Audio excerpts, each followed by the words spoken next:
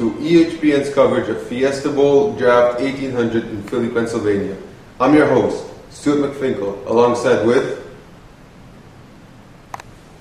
Where the heck are the other hosts? John Mark. Well, much has been stirring in the Fiesta Bowl ever since the inception of America. And today, the nation's premier groups of intellectuals have decided to pick a franchise player that they have found to be a significant contributor to the taco salad that we have in America today. There's no mixing allowed here. Miami is on the clock as we speak. And here are the other hosts. Here's draft analyst Hobbs Copperbottom. Hobbs, before Miami picks, tell me, how hot can it get in the melting pot? Well, Stu, it can get pretty hot in the melting pot. But what we have is a tossed taco salad. Yummy. Recent developments have brought interest to the Federalist versus Republican debate. Let me tell you, the Federalist Republican pick is hands down the number one pick of this draft. There's fighting, drama, mental power, and most importantly, the future fate of this country, all wrapped up in one package. And here's the commissioner. With the first pick of the draft, the Miami Doppelgangers pick Federalist and Republican. I don't think you can go eat a rotten egg. Monarchist. Oh wow, so Hobbs, thoughts on this pick? This is the ultimate Fiesta Bowl pick of this draft. First, we have major differences in ideology. There's a Federalist side with Alex Hamilton at quarterback that wants a strong central government with a nationalized bank. Then we have the Republican side, quarterbacked by Thomas Jefferson, that wants a looser connection among states. We also have geographical diversity, North versus South, state versus state. The northern states wanting more taxation on the South, wanting to use the larger southern states for their economies, and the southerners scared of taxation, scared of the power the government will have over the large landowners. This pick represents factionalism at its best. Remember the Lion-Griswold fight in '98? As Jimmy Madison once said, factions are inevitable. So this pick brings up the ultimate question. How should we control factionalism in America? This debate will create differences in political thought for years and years to come. Now we have the second pick.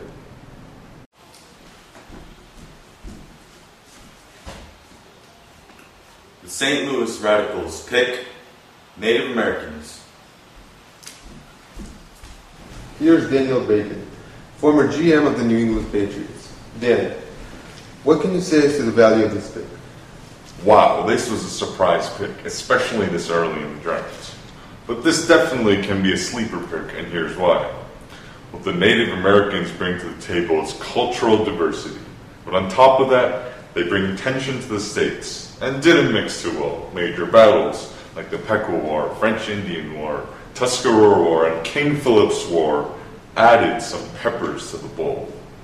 The most bankable aspect of natives may turn out to be their influence in America's structure of government. The foreign ideas, specifically the Iroquois ideas of confederation and union of states, did not exactly blend in with the streams of political thought. But eventually they became nice ingredients to the experimental taco bowl, and led to talks of the need of central government. In a couple of years, we'll see whether the natives' influence led to the formation of a successful government in what is now a rather experimental battleground for the country. Here's the commissioner again.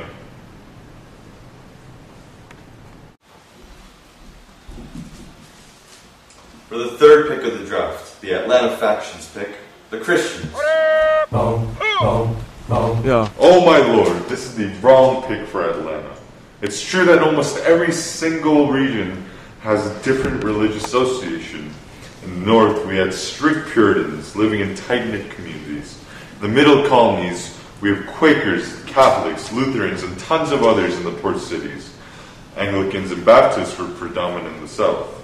Sure, some of these religious denominations sometimes didn't get along too well. But in the bigger picture, the Christians have lost quite a bit of their value. We remember that there were some motivational issues, and some of the Christians needed the Great Awakening. We know how feisty one kind of Christian can become against another kind, based on Britain's history with the Anglican Church. But the Christians have lost a step somewhat in a society leaning towards industrialization and commercial enterprise. Here comes Commissioner Applejeans. For the fourth pick of the day.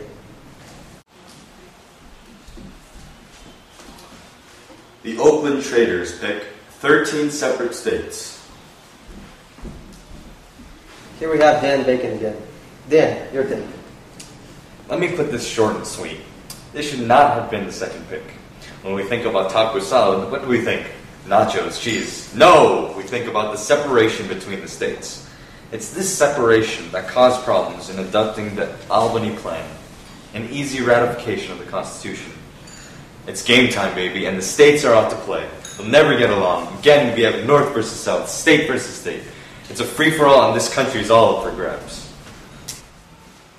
With the fifth pick, the Kansas City Chiefs pick the slaves. Thoughts on the pick? Let me take this one. The slaves are the cheese of the salad. What do I mean? They're the flavor, the real workers in charge of the plantations, and the real workers of the taste buds. The slaves were almost 50% of the southern population, but they had no compensation or representation. They weren't part of a goody-goody American society. They were hard workers striving for freedom and independence. The slaves represent the major difference in political thought between colonies. Was slavery moral? Heck no. Why does Jefferson own one? The plantation states versus the commercial states. Here's some taco salad ingredients for you.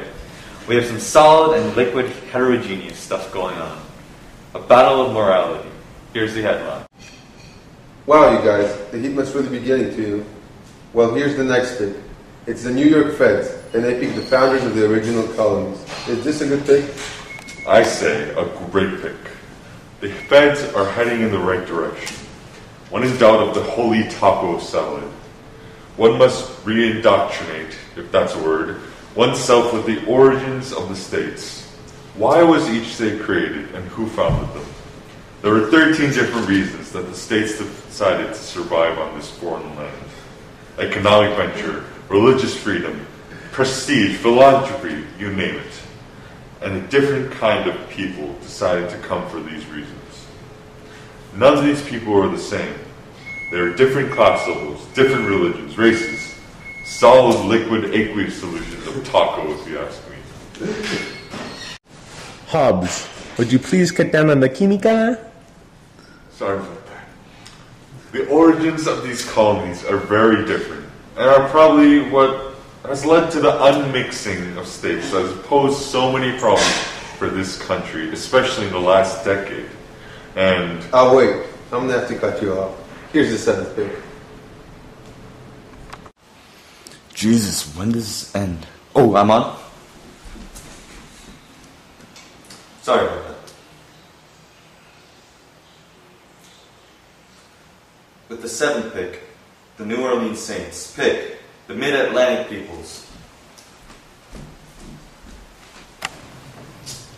We're right in the heart of the Mid-Atlantic, and we see the proud people here in the Philadelphia Coliseum. Wait, let's interview some French, Dutch, or German immigrants that just came here. I am French, oui, oui. So, why have you come here?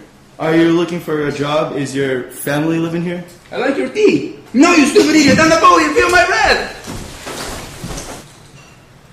No, what's up?